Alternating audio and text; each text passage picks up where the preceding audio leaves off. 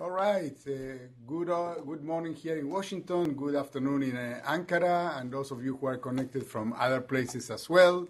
I'm Robbie Senderovich. I'm the manager of the governance practice for the western part of the ECA region. And today we are organizing and delivering this. It's not a brown bag lunch. It's a brown bag breakfast. BBB.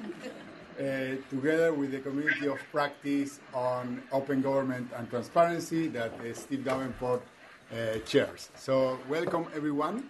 Let me just say a few words in terms of the organization. How are we going to organize ourselves for the discussion?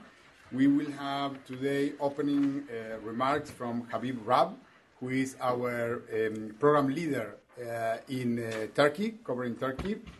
Following Habib, we have a main speaker today, Inan İzci, from the Arguden Governance Academy of Local Governance, where he is a researcher. Then we will have two main discussants, Lorena Vinuela, who is a senior public sector specialist here in the ECA region, and Carolina Vaira, who is a senior public sector specialist in the East Asian Pacific region.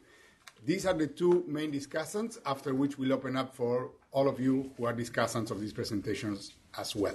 So why don't we start with Habib, given that we are all connected, and then we take it from there. Habib?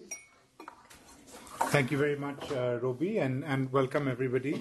I just wanted to say, three very quick things. Firstly, to introduce our colleagues from Arguden Governance Academy. I'll mention very quickly, maybe you can expand on the Academy's work, but the Academy is a non-profit initiative based in Istanbul, dedicated to the improvement of governance quality. They have three main objectives, which is to improve awareness of the role of good governance in development. Secondly, to create a knowledge platform to enable representatives from different stakeholder groups to be informed about global developments on governance, and thirdly, to conduct research in cooperation with research think tanks, universities, and others.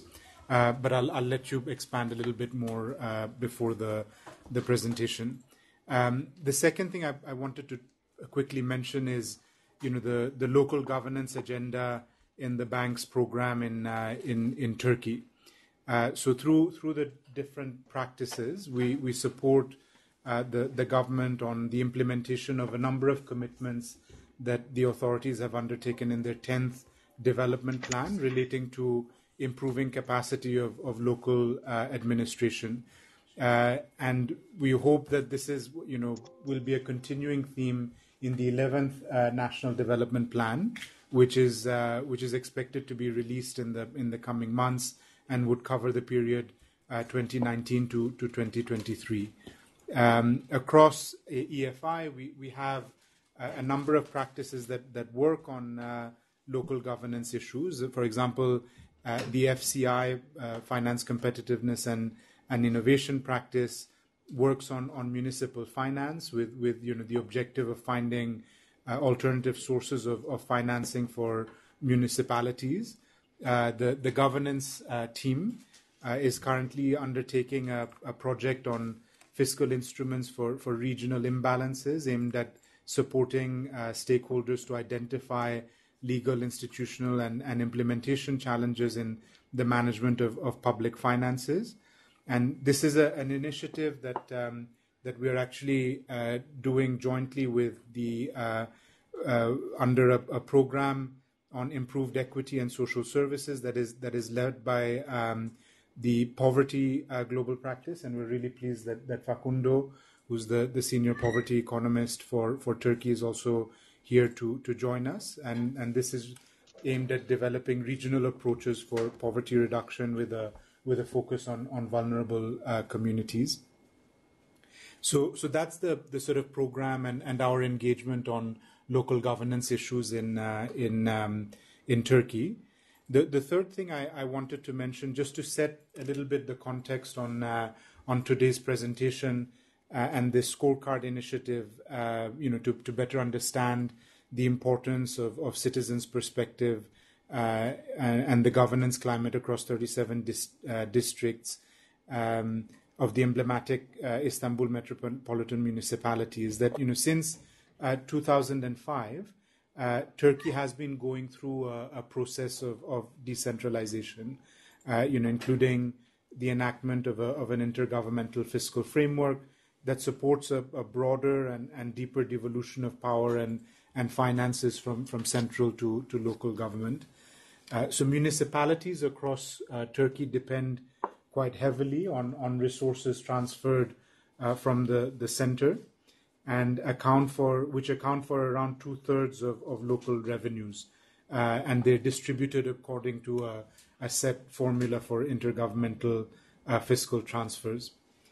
Turkey has partially ratified the European Charter on local self-governments and the Council of Europe's other recommendations on financial resources and targeting of improved local revenue generation to give local authorities more fiscal autonomy in the delivery of public services. So, in terms of devolution of functional authority, even though municipalities have quite a lot of responsibility over local services, large functions like education and health are still centrally managed. Metropolitan municipalities like Istanbul, which is a very large economic center and big engine of growth, assume local government services in the entire province and provide services such as urban transport, infrastructure, water and sewerage, and environmental services.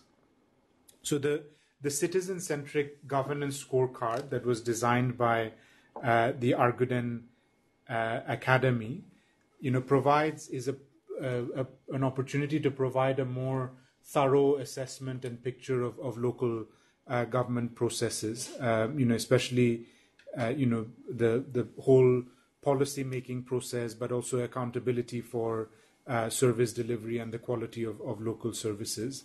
It's an opportunity, we want to use this session as an opportunity to explore, the possibility of deploying similar tools across more municipalities, and also using it in our work on fiscal instruments for addressing regional imbalances as a possibility of applying this more generally across other parts of Turkey.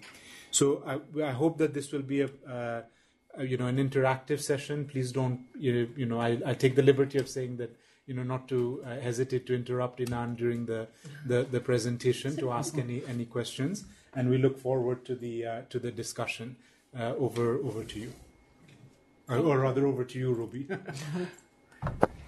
Thank you very much, Habib. And you remind us all that the metropolitan area of Istanbul is about 15 million people, right? So that's bigger than many countries that are members of the World Bank. That's officially. So there are more? Mm-hmm. During the day, there must be more, right? And at night, some of them go back to their cities. I also wanted to recognize and acknowledge the presence here of Dr. Murat Tarimlular, who serves at the board of the Arguden Governance Academy as well. And also to let everybody know that this session is being webcasted as well. So it's not just the ones that you see in the room and there in Ankara. There may be more people also listening to the conversation. So let's start with Inan.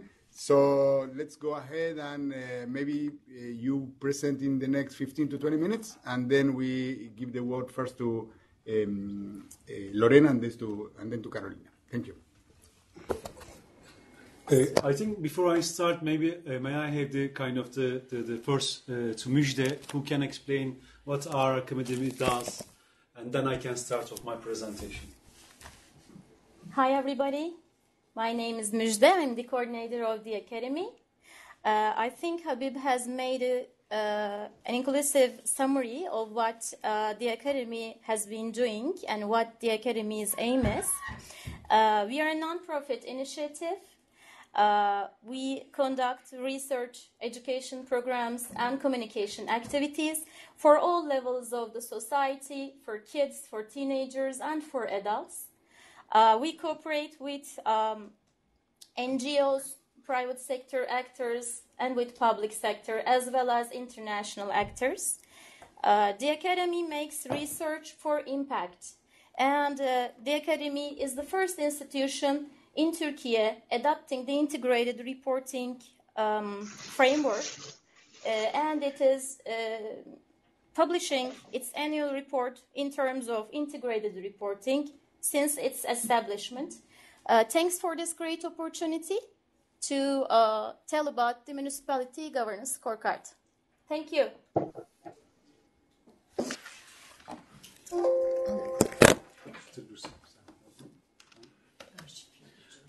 First of all, I would like to thank you for providing the opportunity to share our experience and the model. And I'd like to thank you personally for allocating your time and listening to us. So I will try to use the time efficiently, I think. Is it possible?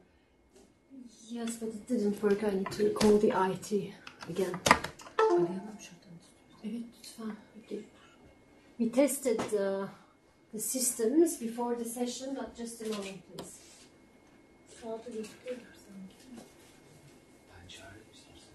Yeşimcim ama bir prezentasyon.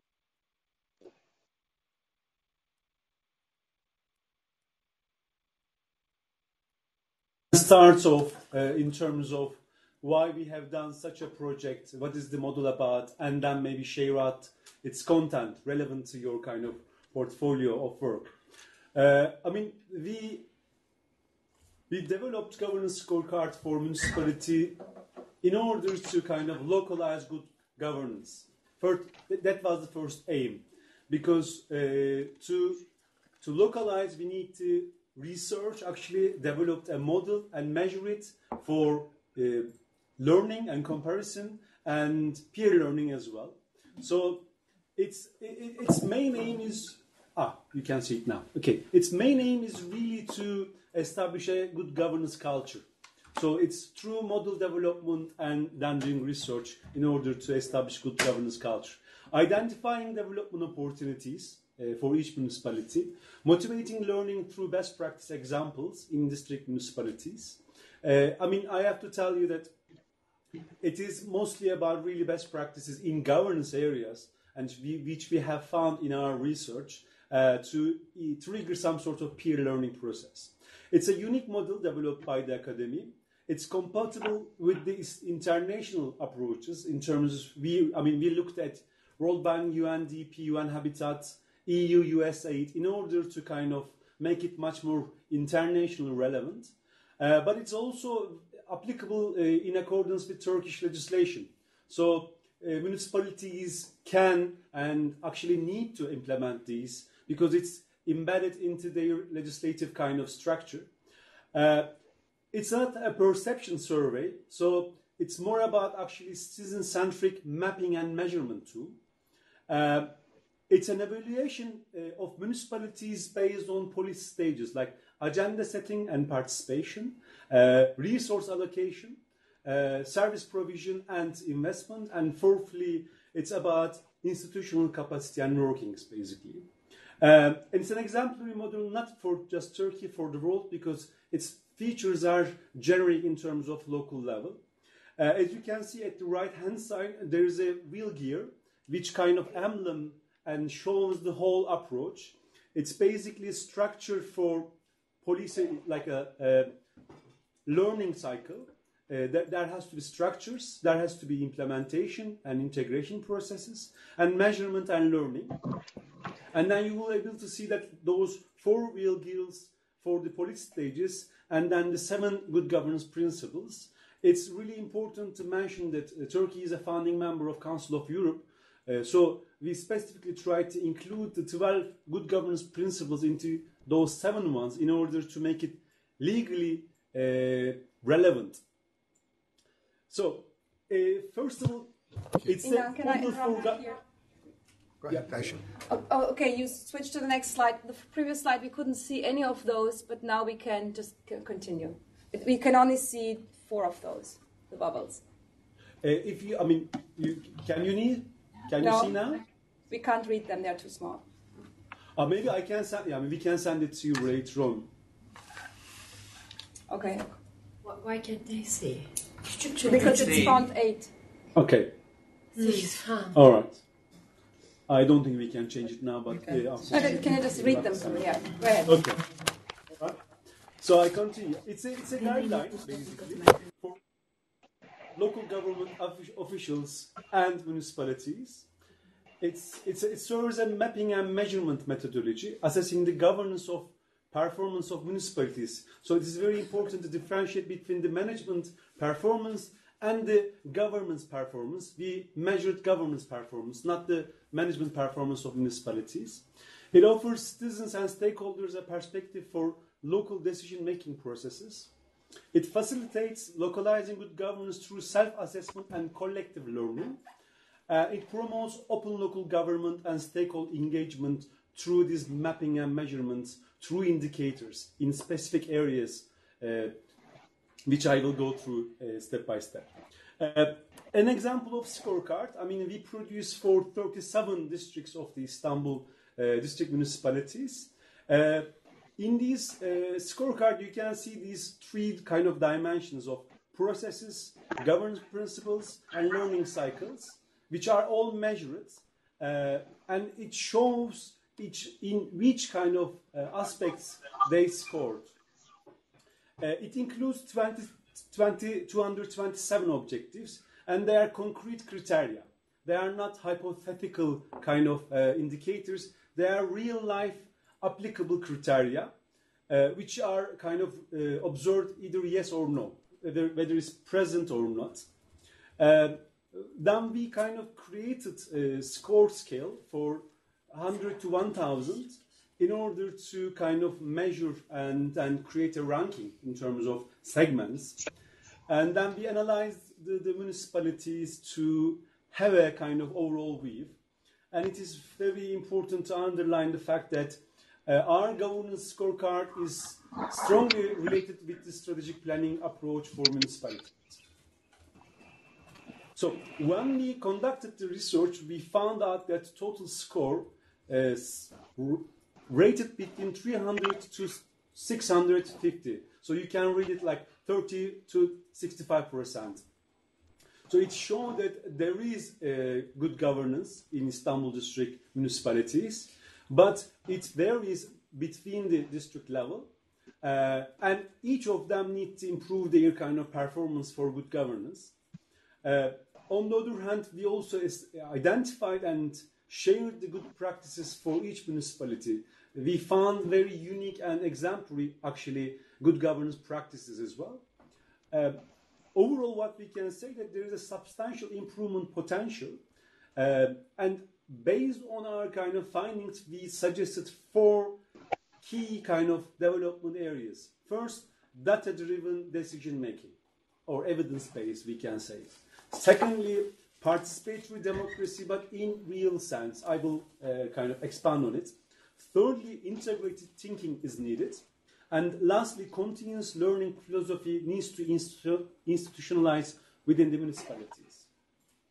So you can see overall scores. So we created different segments, the first 3 and the last 3. As you can see, the main ones, 31 municipalities between 2 segments, 375 to 625. So it's like a mid-level good governance prevalence within the city. As I mentioned previously, main findings says that there is a need of transparent sharing of information and compliance with the principle of accountability. There is a presence of structure which kind of can facilitate good governance practices, but the culture needs to be in a way internalized and embodied through practices. Implementation and measurement is the weak points, we would say. And each municipality, including the highest scoring ones, needs to improve their performance, which kind of we guidelined it through the indicators.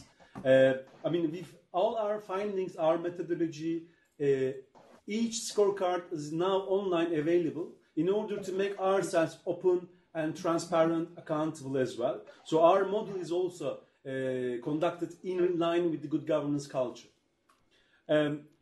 Data is the key for development. We found that the measurement and the data usage is the weakest point among the municipalities, which is the foundation for good governance. Generally, there are good governance practices, but they are mostly really lacking data-based arguments, reporting, and benchmarking. Secondly, meaningful participation for quality decision. Yes, almost all of them conduct participatory kind of instruments, but when we look at in deeper sense, we found that the comprehension or the inclusiveness of participation is limited. It's mostly procedural rather than impact generation, because in the end, participation is about creating impact in the decision-making process itself. So we made suggestions to municipalities to improve in this area. Thirdly, we say that you need to measure, compare and learn. This is the kind of key for continuous development in the area of governance. Local good governance is something alive. It has to be updated, improved in tandem with the changing context and the conditions. Continuous learning is the kind of key for that, and we found that measurable indicators are key. In what terms? In strategic objectives, indicators that are meaningful and monitorable, results that are measurable, and the results which create the impact on the kind of the ground, let's say. These are kind of the main things that needs to be improved at municipal level.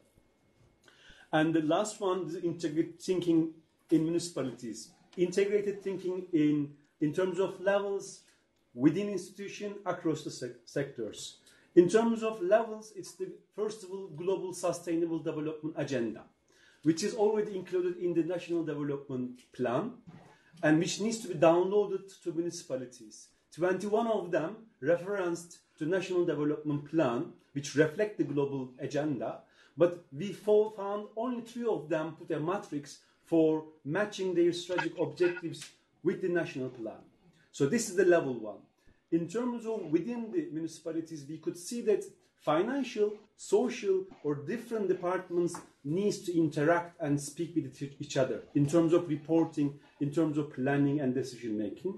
And thirdly, between the sectors. I mean, at local level, to have truly multi kind of actor inclusive governance system, you need to engage civil society, private sector, experts, and so on. And there are opportunities to do that. And another thing about integrated thinking between the consistency in terms of the strategic plan, annual activities plan, performance program, budget, and expenditure. So there has to be consistent to see a policy impact at optimal level. So we created out of these findings a certain recommendation for different stakeholders.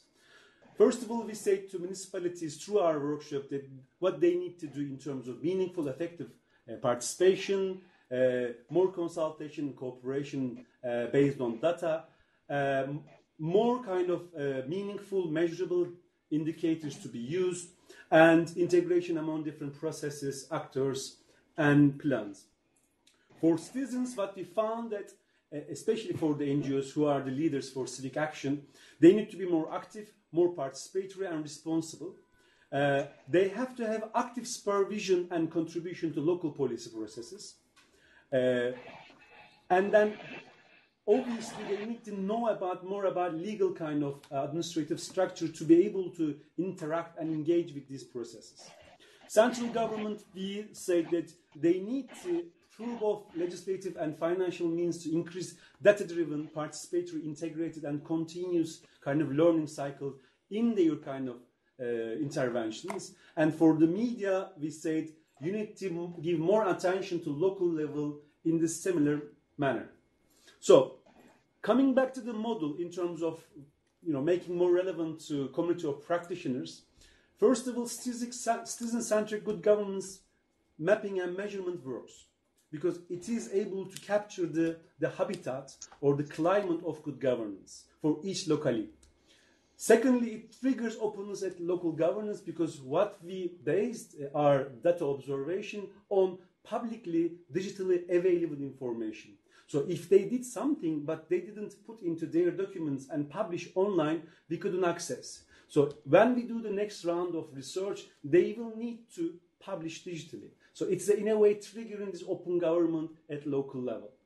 Thirdly, trust is the key for stakeholders to participate and form partnerships at local level, and openness provided by this model. So because you can see in which areas what kind of practices prevail. Another issue is inclusiveness, accountable decision making. I mean, the quality of decision making is the source of good governance. So in any kind of decision, either managerial, financial, or democratic, it really needs to be more inclusive and accountable each level.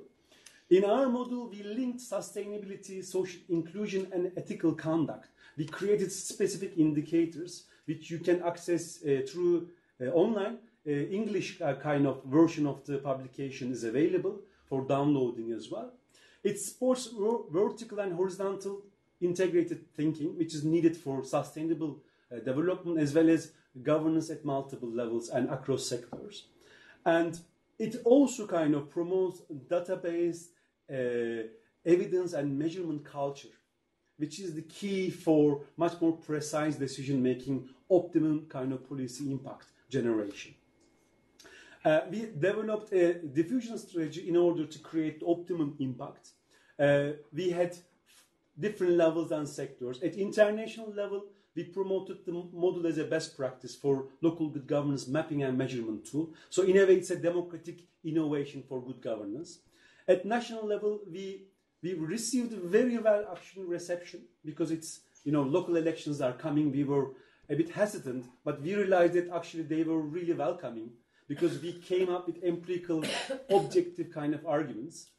For citizens and NGOs, we provided them practical and legally supported guidance for civic action. So where you can engage, where you need to look at in terms of ethical conduct, budget kind of decisions, internal audit kind of reports, and so on. For the municipalities and the Union of Municipalities, we really kind of provided them some lessons and guidance in terms of initiating this continuous learning in order to improve the quality of good governance at local level.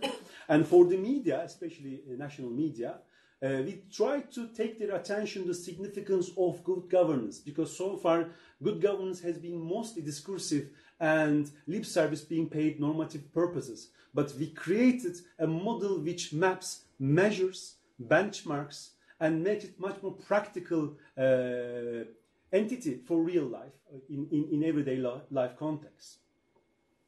The model has been receiving international kind of recognition. Council of Europe accepted the fact that it is the most detailed and comprehensive measurement model for their principles. OECD already accepted as a best practice for promoting local good governance across its members. The United Nations invited us to Public Service Reform 2018 in Morocco to provide as an innovation model. And today we are at World Bank, which we are thankful for inviting us. And we hope that this will contribute our common cause of promoting good governance for the quality of life and sustainable life on Earth. Thank you. Very good. Thank you very much, Inan. So let's go now to Lorena and Carolina, first set of reactions, and then we open up for questions and comments from others in the room. Okay? So first of all, I want to reiterate the congratulations on this very important exercise. I think it's a major advance to have an example already in place of how to implement this scorecard that could be in turn scale up to a larger number of municipalities. I wanted to start with two questions that then we can go back to and then make some brief comments on the presentation. So the two main questions I have for Ishka is what has been so far the response of the municipality? It would be very interesting to see if you have seen any reactions of municipalities that approach you in turn looking at this information to see how to improve, or if they're already trying to implement some of the recommendations that you have given them. And the second question is, what are the plans to expand them to a larger number of municipalities? As you yourself started describing at the beginning, Istanbul is a very large area, but is in a way not necessarily representative of the larger set of municipalities, because we are probably looking at the better end of the distribution. These municipalities, although they range between 30% to 65%, with three clear outliers on the positive side. If we were to look at Turkey in general, they probably will be at the top of the distribution, and the others will lag behind. So just asking you, what are the plans to expand the exercise, and if in that expansion we need to focus a little bit more on how to capture capacity in places that will have lower levels of capacity. So one of the things that impressed me very positively about the model, as you were describing also the comments of other people, is that it's data-driven. It relies on information that is already public, so it creates these positive incentives for governments to improve the level of information they put out there for citizens and others. It's relatively straightforward and transparent exercise, so that creates a lot of credibility of it. And it also incorporates lessons from international experience, but it's customized for the context of Turkey. But in the context of Turkey, I wanted to also ask you or ask you to reflect on. So we've seen this cyclical episode that Habib described at the beginning, a big push for decentralization, and what we are seeing now is maybe some reversal. And ask you if you think that this will be captured in your data as well, if your data will help us see the change over time. Also, if the index will highlight some of the challenges of incomplete decentralization, because in a way the decentralization process had started, but there are some elements that still are missing, especially one of them clearly being this feedback with the citizens. Although decentralization brings government closer to citizens, citizens might still not be taking full advantage of that opportunity, and there may be barriers for them to access information and the quality of service. The other set of comments that I wanted to make is about how to take the scorecard exercise to the next level, and what are some of the challenges that we have seen in other exercises similar to the one that you're doing in other countries. And the challenges relate to how you administer the scorecard, also how you select the criteria, and how you score them, and how the scoring is validated over time. So one of the critical issues of administering a scorecard is that to be effective, it needs to be regular, and it needs to be done in a consistent way that will incentivize governments to take it seriously, that the information that is being put out there creates incentives for them to try to improve their performance in this scorecard, and then also that citizens and private sector can look at it over time and see the change.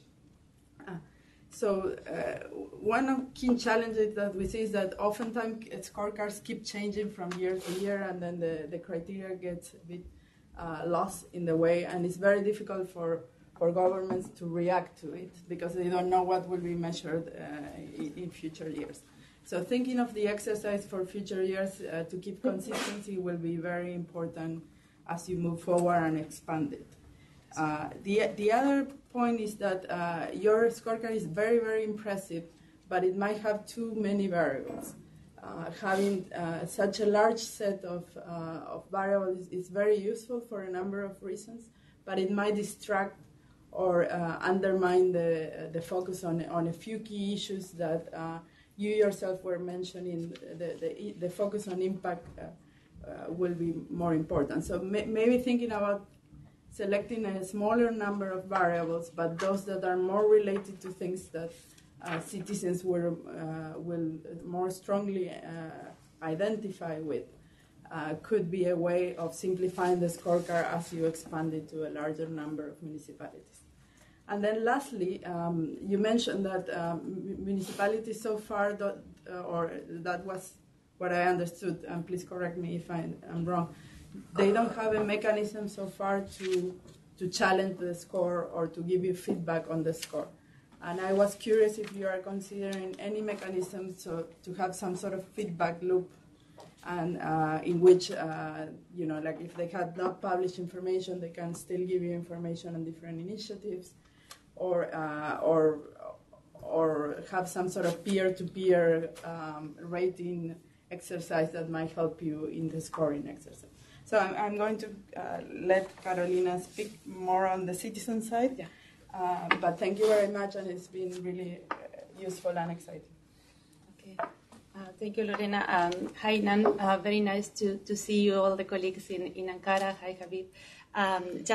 We have a long discussion with Lorena as part of this sharing being discussion of this initiative. So I have the opportunity to hear about these scorecards back in Istanbul with the whole team, and it was very interesting about the novelty of the exercise, because in a way combines the typical social accountability scorecard, where you just measure on one side the government, on the other side the citizens, and then eventually you bring them both together kind of to discuss and revert, whether the findings from one side match what the other parts think about it. But this is more a perception type of exercise. Well, here, what I like it, and Lorena mentioned as well, is about the evidence base. What is exactly the information that is released by the government through the website, or what is the information that common citizens can access by exercising any of the rights, including the access to information law when that exists in a given country.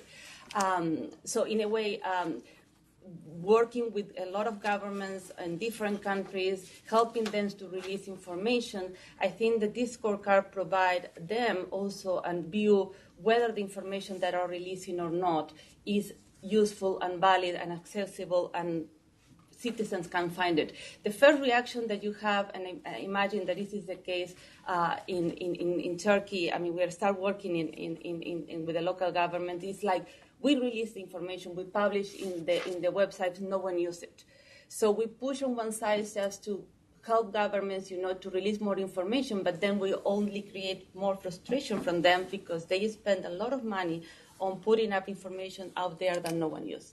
On the other side, citizens complain, the information that they're releasing is not useful for us, it's impossible to understand, it's not easy to access. So you basically have the other side of the coin, which also, creates, feels a lot of frustrations about what the information that has been released is not useful for them.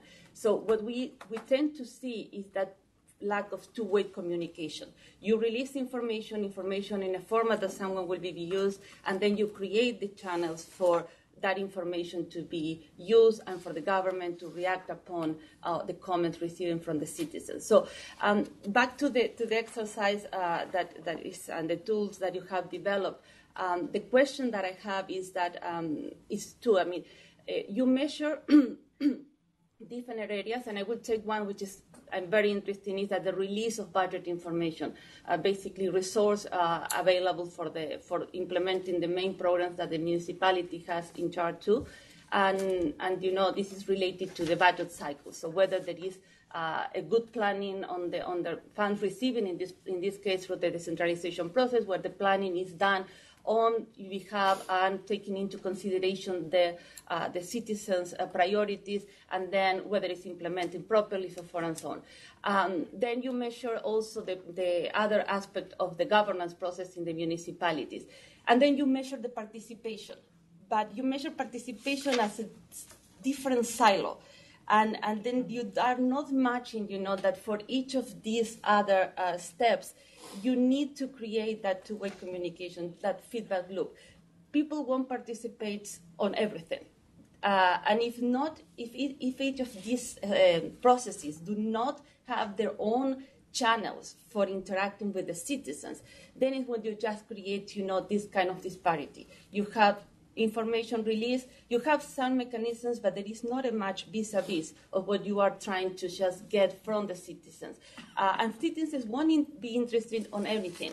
And what I've seen in other cases is that those participation channels are totally unrelated with the processes. So one of the things that I would like to see, I have the report and I have been just looking at, is that whether you, while scoring these different processes and scoring these different angles from the good governance perspective, you have just done some kind of a match to say to the government, yeah, you have this, you're releasing this information, but here you're not providing any opportunity for citizens to react upon that information, but you are providing a channel on another things that where citizens may not be that interested in just to get involved in the process. So my point here is that I think that this is an excellent starting point. What it will be nice to see after on a very evidence base. So basically, governments cannot say, no, I'm doing this, but no one understands. No, you just check everything, what is in the website, whether it's accessible or not.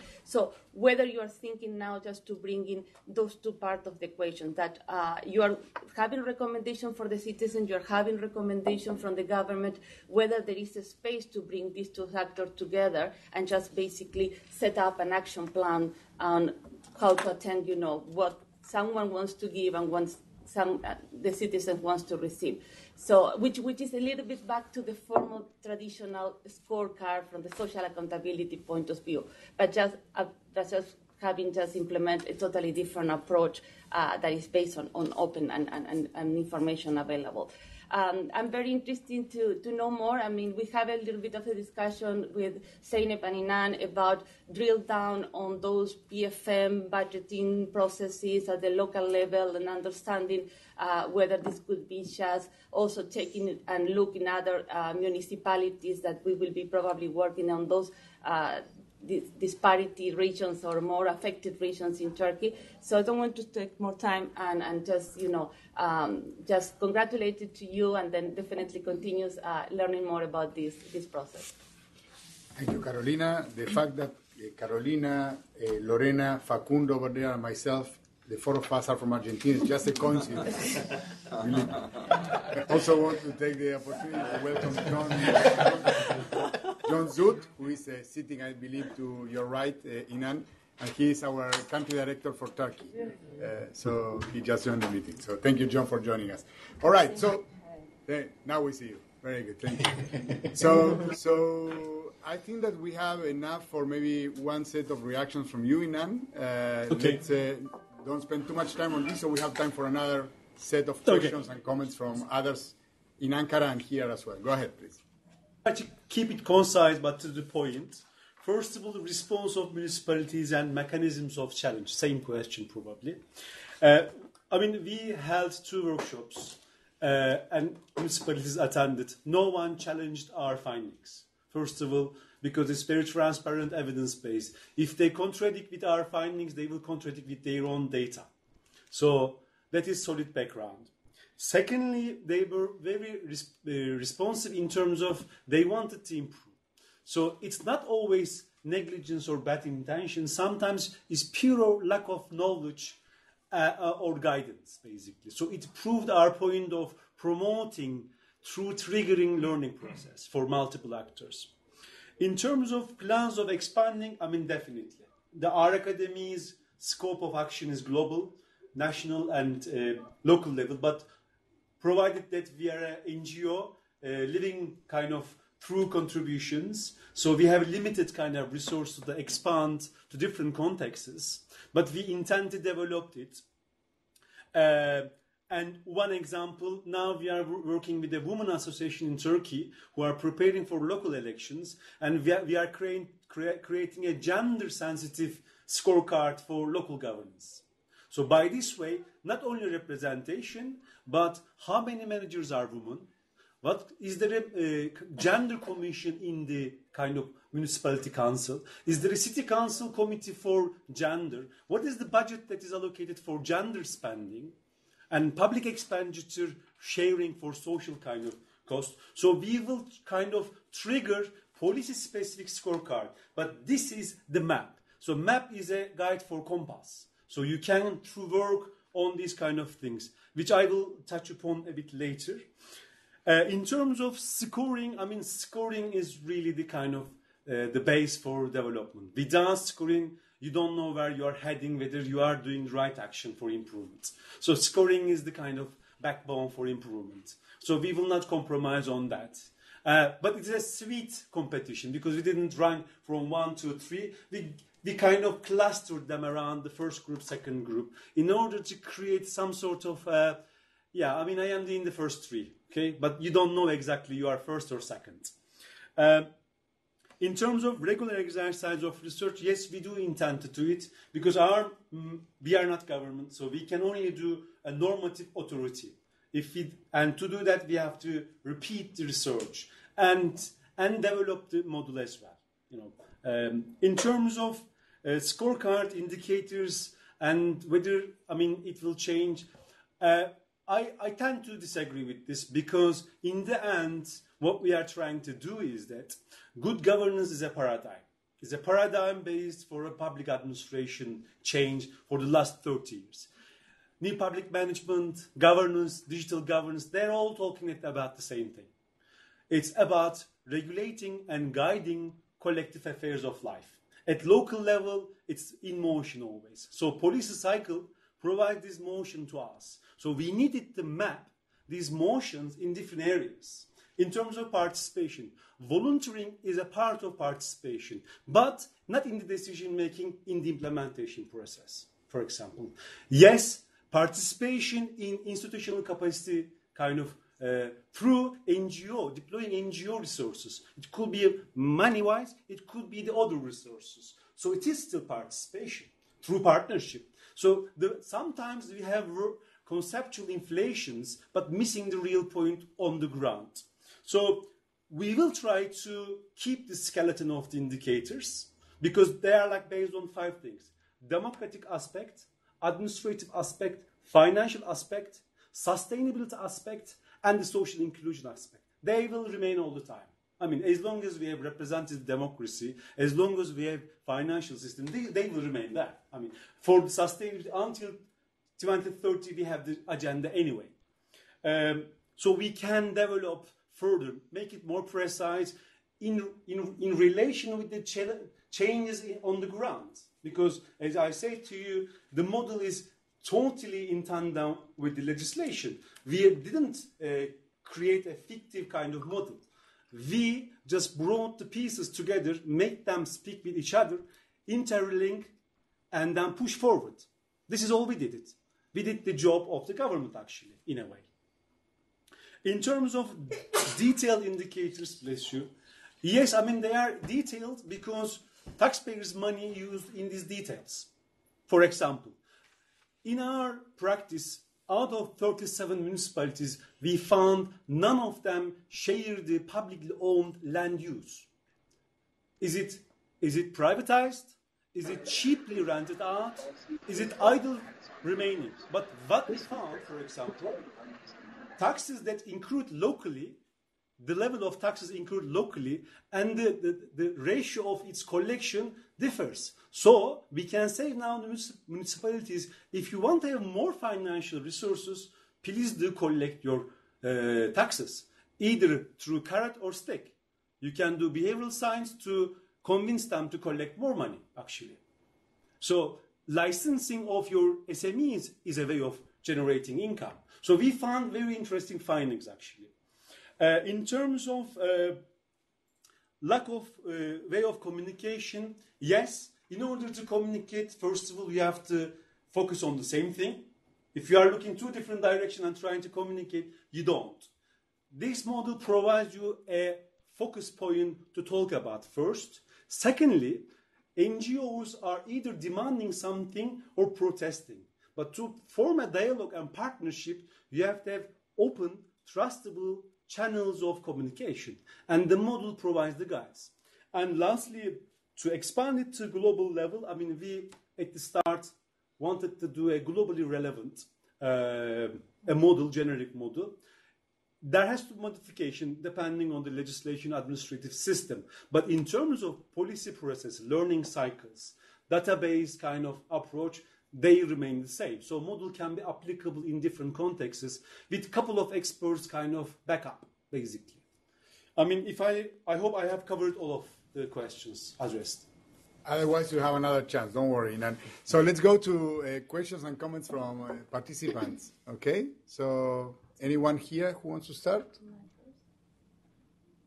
Robbie. Go ahead. Hi. That is Mediha, right? Okay. Yes. So first of all, let me congratulate the team. And this has been one of the discussions that we had with some of the colleagues in the room from the association. And I'm very glad that this is actually moving forward. I have a couple of comments and maybe questions. The first one is basically this is more like a data-driven assessment scorecard. And in the past and in other countries, in Turkey and in other countries, there are also perception scorecards collected through the citizens' perception or citizen scorecard.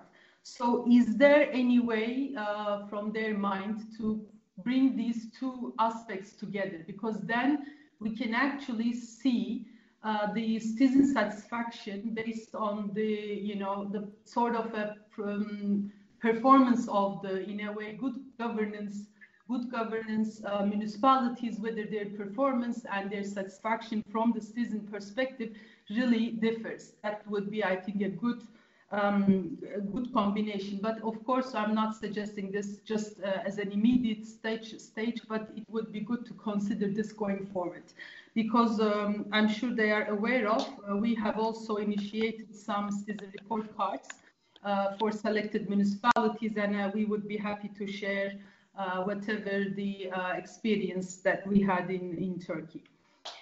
The other comments that I have is maybe more related to how this scorecard is very much rely on the availability or on the legal framework of the that is binding for the local administrations. If while collecting the data and then analyzing the data a little bit, it would be good to see whether there are any areas that requires legal adjustment going forward, so that the municipalities can actually improve their good governance. For the time being, I cannot think about for example, when we started collecting some of the financial data. A detailed financial data, it wasn't available online. So maybe engaging with the Ministry of Finance or Ministry of Interior could actually enhance their good governance. I think this might be also another thing going forward for you to consider. Two questions from my side, actually, you already mentioned a little bit. One of them is related to when it comes to good governance, the irregularities actually are quite important at the local level.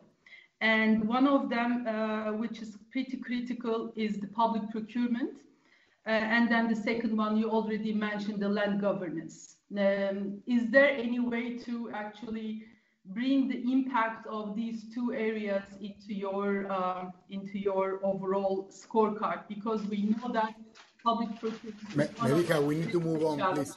If you can conclude with the other question, so we can. Sorry. Okay, sorry. So that was my last actually point. These two questions. Thank you very much again for the opportunity listening this very insightful presentation. All right, thank you, Mediha. Questions or comments from Ankara? Yes, Facundo is here. Ruby. I'll be very, very efficient, I promise. I work on poverty, inequality, and social inclusion, so I'm sure you can guess what my question will be, but to avoid any guessing, I wanted to know a bit more about how the approach, the citizen-centric approach, takes into consideration the more vulnerable, the less socially included population. No? So what capacity as a tool does it have to increase social inclusion? Yep. So that's the question. Thank you. Okay. Shall I respond now, Roy? One more from Ankara. Anybody else? Okay. And online. Okay, so let's get your responses on this set of questions. First of all, definitely citizen satisfaction is the key for local good governance, because they are voters, taxpayers, and service receivers. We can easily combine it in order to provide guidance to the municipal management, because local good governance model is, first of all, is a tool for the municipal management to understand where they are failing or where they are good at. If we kind of include the citizen satisfaction, especially given the fact that there is a high digitalization in Turkey, for example, it's very easy to kind of steer during the kind of the like every week, every month, look at the complaints, look at the kind of other data, so you can easily kind of do that. But we need resources for that as an academy to do that. Secondly, legal framework and availability of data, the crucial part. Because without having a legislative administrative structure, you can't have those information available. But on the other hand, what it does provide, especially for the World Bank, are findings that provides an example which kind of legal administrative reforms need to be pursued at global level. Because data provision, data-based evidence, kind of evidence-based policy making, mapping the local governance, these are national reform points. So we are basically providing the stock for you to perceive policy reform at global level. And thirdly, irregularities at local level. We touch upon the public procurement. What we do, we ask whether the public procurement decisions are available online in detail. If no, minus. If yes, plus. In terms of land use, another indicator. We say that does municipality share the use of land in its annual activity plan, not in strategic plan, annual activity plan. So yearly do they update their land use? And the last question for Ankara, social inclusion is a part of two principles, fairness and responsiveness and responsibility. Yes, we did include it, even the migrants. We asked questions for migrants. Women, homeless, elderly, even animal welfare. It's all standards because they are international norms through agreements. So we put them as baselines. These are the minimal foundational line of indicators for the measurement.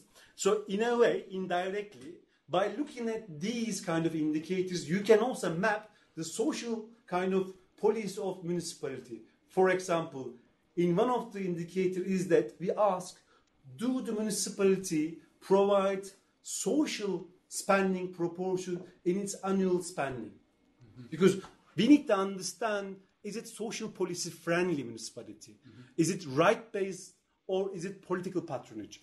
Mm-hmm. How you use your resources? Mm-hmm. So these kind of indicators provide us to understand their approach. In a way also promote how they should do it as well. So I think I have covered all these three kind of points. Thank you, Inan. So I have a couple of questions also for you. First one, I want to go back to what Lorena said at the beginning. Is this exercise consequential? Because if the exercise doesn't become consequential, you may run a risk of having a beautiful, defined exercise that has that does not promote any changes on the ground. As an academic institution or a think tank, that will be, halfway what you need to do. But the whole idea here is that this information, putting at the, at the control of the public, not just the government, will create some pressure for improvements at the local level in public administration. So if it's not consequential, I would say it's very nice. It can be a beautiful book. We can have more of this over time. But if it doesn't change reality, you will be there only halfway. Related to this is the question of collective action. Sometimes it's not enough for a think tank to come up with, information that is rigorous, that has been collected in the scientific way and that has been disseminated in an impeccable way. You need to basically take into consideration the notion of collective action. Who is going to benefit from this? Who are your allies on this? Some of the work that we've done in the bank many years ago, in my particular case, I learned how wrong we were at the beginning. We were partnering with a number of think tanks on issues like, for example, independent analysis of the budget, thinking that if you have a think tank doing this type of work, then the information will be publicized and then the governments will change their behavior. Some other people in civil society came to us and they say, you, World Bank, are taking the wrong approach. Rather than, working with highly trained think tanks, you should be working with grassroots organizations, with organizations that have causes, and then bring the think tanks to provide them the tools that they need to be more effective in their campaigns. So, you mentioned in one of your interventions that now you are thinking of this idea of the gender lenses on the analysis, right? And you're working with women organizations on that. I'm wondering whether that shouldn't be the future of this, trying to engage directly with the citizens. And the third point on this is, maybe I didn't understand the whole exercise well, but I think that the exercise is about working with information that you have, maybe digging more information, but taking the citizens and the users of the service as objects and not as subjects. And I want to go back to Facundo's intervention here, which is, I don't know to what extent, and again, I declare myself ignorant of this particular methodology, you have engaged with citizens themselves in the definition of the methodology. If you have engaged with them in the definition of what is the quality criteria that they see in a particular service, and then, basically working with the most disadvantaged people in society, which is different from saying, I want to see what happens with the refugees, is working with the refugees and asking them what's happening with them. So that is related to the collective action. That is related to making sure that this is not just an academic exercise that you do in a lab, but also something that has, capillarity in society.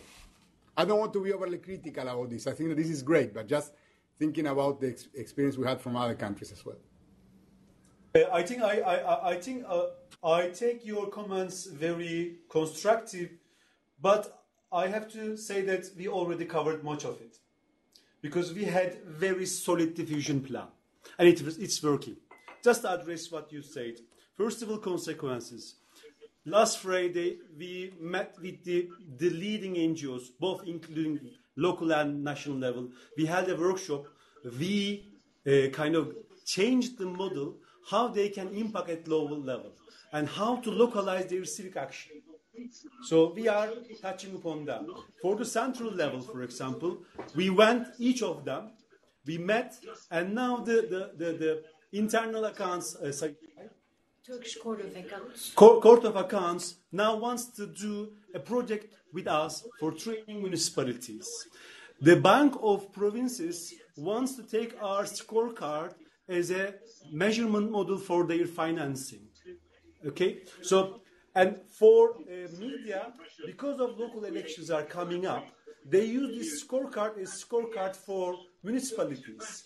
I mean, of course, they were touching upon a wrong part of it, but on the other hand, it was a first time some sort of benchmarking exercise, which created some sort of public pressure on the municipalities. On the other hand, I mean, we've been through EU today delegation, and we are in negotiation, maybe getting some funding to create civic action at local level, how to diffuse at local level. And these are all kind of our strategy. I mean, we worked like 4 months on this strategy.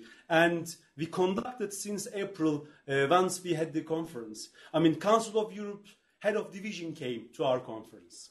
So it was not by chance. It was on purpose. Because if we could prove them that the Council of Europe's principles can be practical and measurable, they will take on board, which they are taking already. Same for the OECD as well. I mean, we were invited to OECD's Asian public reform as a best practice too.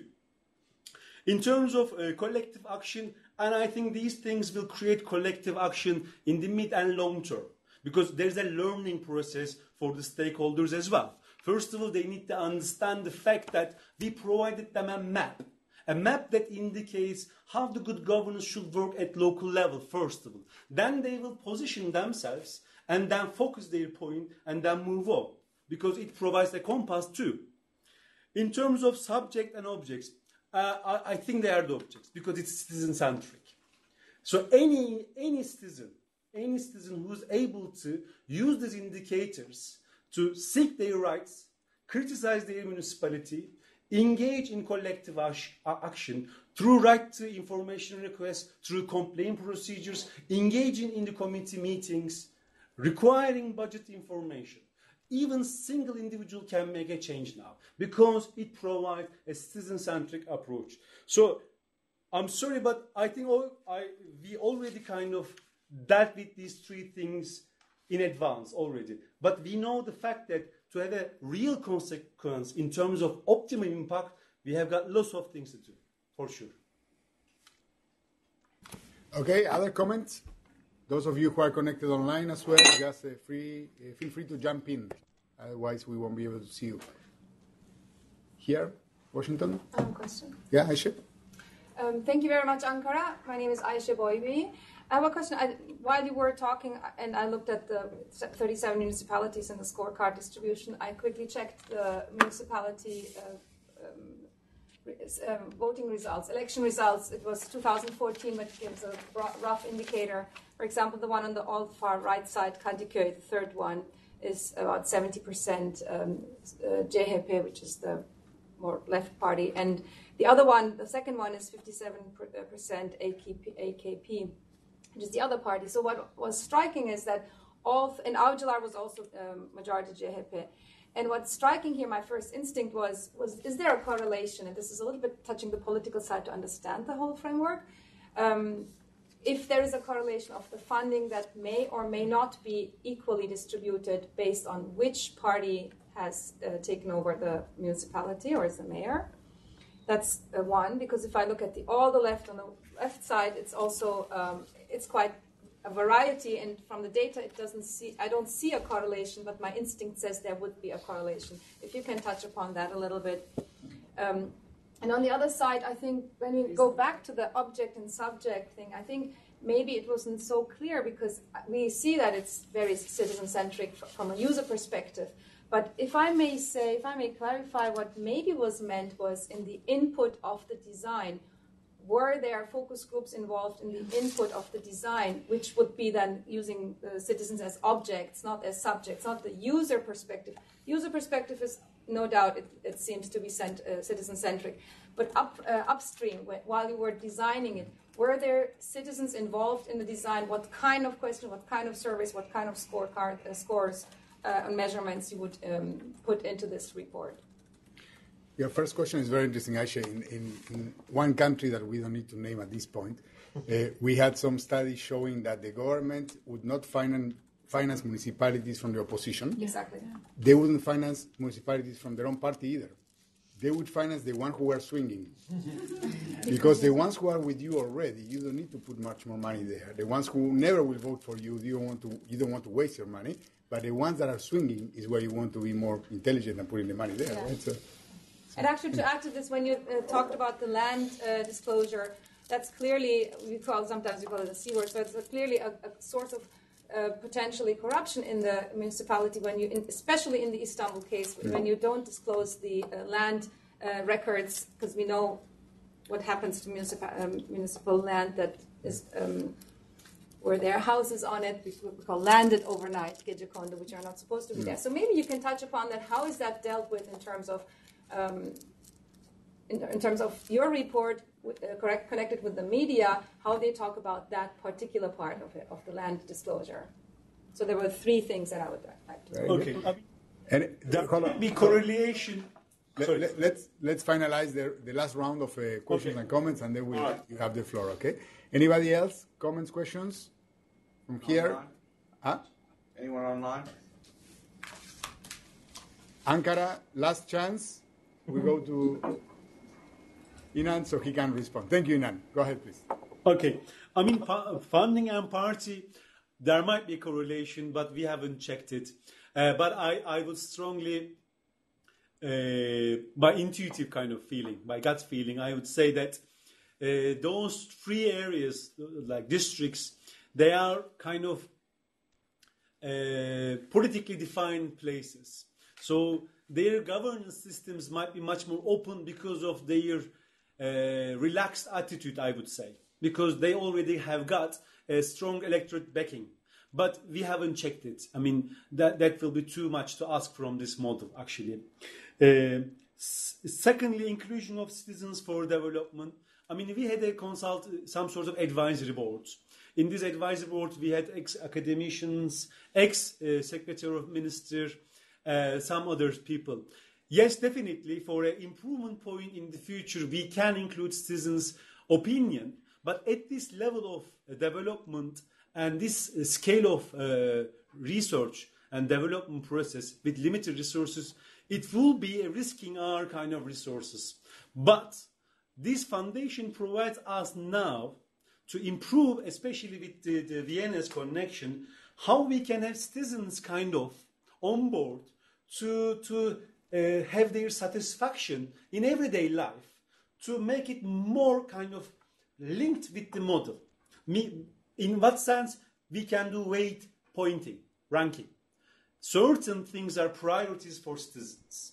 Okay? So we can do weighing for citizen satisfaction, for financial management, for democratic kind of inclusion and so on. But these can be developed in the version 2 maybe.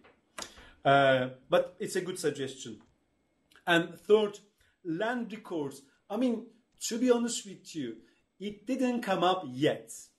But once the election is approaching, probably parties will use this knowledge to political instrument to make them more accountable and square them, circle them in a way. But as I had said to you that we expect the much more bigger effects in the midterm. Closer to we get elections, this governance scorecard will be a resource for impact. Why? I mean, last week we were invited to kind of TV programs. Slowly we are getting to national level. One is web-based for kind of civil society. Other one is national TV program. I mean, probably in the kind of midterm we will have national leaves and TV programs and so on, because it is taking its kind of course. And it will take a bit time. Even, I mean, I am just going to kind of get out of the question, but even we are having difficulty to make people understand the difference between government and governance. Some people think it's a replacement. Some people it's like an expansion of government. Whereas for us, it's the quality of government. It is the oversight and guidance of government. Government is doing more execution, whereas governance is guiding and controlling. So it's a complementary system. This is the model also. This will kind of open the ground for better understanding about what is good governance in real life. Thank you very much. I think that this is, it's great to see all the progress that you guys are making on this. For sure, I think that this can be a very effective public sector management tool. That it can be used during policy formulation. It can be used also during policy implementation. It can be used also when you are evaluating or controlling the effects of the policies. And I'm very happy to listen to you when you say that you are already working with the Courts of Accounts as an entry point for this type of work, because then you give teeth to this tool. So I think that that is part of the consequential thing that we were discussing at the beginning. So we'll be watching this because the experience from Turkey can be used in other countries as well. Carolina is working in Mongolia. She just was saying me this could be relevant in Mongolia. We are thinking about the subnational governance issues in other countries in the region as well. So we'll get back to you probably soon. Aisha, you want to say something, and then we'll give to Habib to give some closing words on the session. Okay? And just one more comment here. Did you feel anything among these municipalities after this report was published, that there was some kind of competition between them?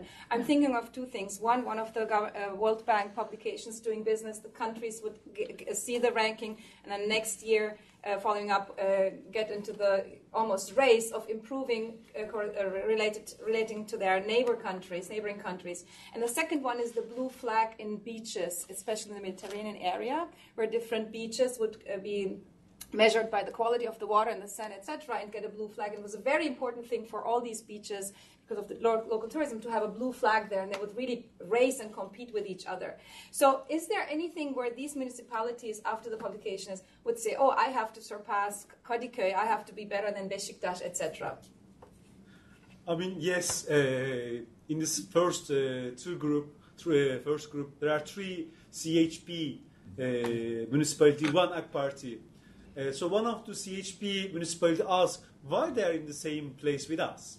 So there is a competition, for sure, within the party kind of held municipalities. On the other hand, it's also a process of peer learning, because we identified good practices for good governance, promoted between kind of peer learning. So they will need to look at each other's strategic plans, annual activities report, because it's like a urban policy or governance lab in action. So that is creating some sort of collective kind of learning and competition. In terms of creating substantive policy matters, I'm afraid that apart from sustainability and social inclusion, our model doesn't look at this stuff. But what it can be a good way of formulating this kind of policies. Why? The more data-driven, more integrated, more participatory, more learning municipality you are, you will know your comparative advantage and use your resources in your strategic areas, because then you will have a much more kind of better side of your governance habitus. Thank you. I have one question, Inan. Can you also elaborate on the reaction you received from the central government on this work? I know that during dissemination, Ministry of Interior was represented at a high level in your dissemination event, but did they follow up afterwards, or what kind of interaction do you have with the central government? I mean, one more from here, Murat. Mine was a comment, actually, as you said, Ravi. This is a great opportunity for the academy, actually, and I thank Lorraine and Karen. Can you guys hear me? But I'm hoping that this initiative doesn't just remain as something you watch, but maybe take it and use it and improve it. Obviously, there's incredible knowledge base here about these kind of scorecards. So the academy would be very happy if you guys kind of adopt it and like help them and work with them to improve it and implement it in Mongolia or other places. And this will become more of a global application rather than just stays in the country. That would be a great thing for the academy as well. Well, something we did many years ago was, about 20 years ago, there was a center in India that started the citizen report cards. And they were very successful in what they did in the south of India. And then the World Bank took that experience and we took it to a number of countries, and today it's one of the most proven and effective methodologies for citizen participation. So these type of exchanges can be very, very successful and effective. All right? So, Inan, very quickly, because otherwise we'll be disconnected. We need to give some time to Habib as well. Okay? First of all, I would like to thank you to Professor Murat Tarımcılar, who is one of the director of our management. He is there. So, Argun Academy is everywhere, globally present. It's an honor for us, actually, to see you there. Secondly, by the way, central government thing. I mean, first of all, the vice director of local authorities was present at our conference. They came, they thanked us for doing this, and they said we will look at the lessons learned and include in our kind of affairs. We went and met with the Sorry? Did you join them? Sorry? Hello. There was some interference online. Somebody. Yes. Okay. Somebody was not muted. Go ahead. Okay. May I continue? I figure out how to actually get in. So I don't know who else are in the room. It's Virginia. Did you get it all? Virginia. Thank you. I muted her. Okay. Please. Tamam, onlar muted. Siz konuşabilirsiniz. Okay. So, secondly, we met with the advisor of president on the local kind of government. His approach was well receiving. He said that he will convey the kind of the model and the findings to the president as well. And next month we will go to political parties. Because of elections, they will need to use our model in their selection of candidates as well. Because this is also a scorecard for their selection process as well. So we will visit all the political parties who will kind of run for municipal elections. So this will kind of, in a way, close our circle of influence for the central level, we guess. Thank you very much. Thank you all. The word is now in Habib's side, so we can conclude this session. Thank you very much, Roby. I think one of my main takeaways was when you were asking about what is the impact of the scorecard process, and I guess that you've just launched this relatively recently, and you're piloting it, and what it helps to do at this initial stage is to shine the light on key issues, key problems that citizens are giving feedback on in terms of service delivery.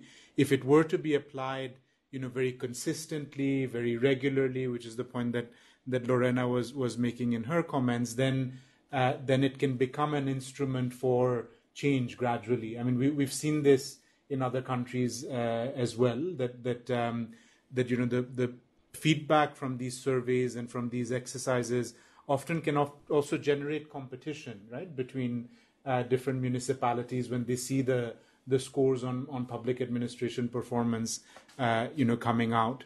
I guess one of the immediate next steps, I think Carolina mentioned that we might explore using some of this work in the decentralization work that we've started. So we look forward to being in touch. But more generally, I'd really like to thank Roby for initiating this, and Zeynep and Seda here, and Carolina and Lorena, because I thought it was a really excellent session.